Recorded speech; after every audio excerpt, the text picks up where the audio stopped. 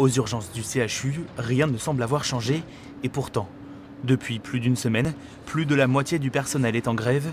Au programme des revendications, on exige une revalorisation salariale et une meilleure reconnaissance du travail hospitalier, mais surtout la mise en place d'une douzaine de créations de postes à temps plein afin de lutter contre le sous-effectif. Les collègues, pour fonctionner la nuit, notamment dans des unités comme l'UHCD, l'unité d'hospitalisation de courte durée, a besoin d'un aide-soignant 7 jours sur 7, en plus la nuit, parce que ce sont des structures lourdes. Ils ont besoin aussi d'un binôme en traumatologie, la nuit, d'aide-soignante aussi. Donc on voit bien que le métier est pénible, on a besoin de personnes la nuit.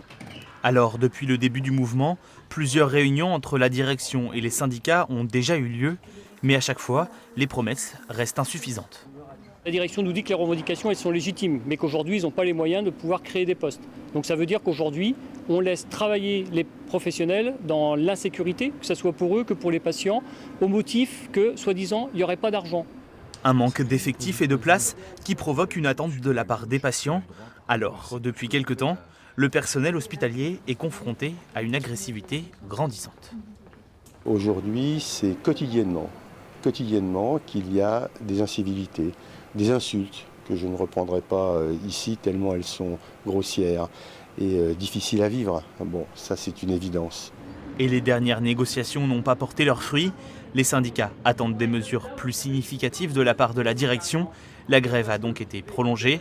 Un cortège sera présent le 9 mai prochain pour la manifestation des agents du secteur public.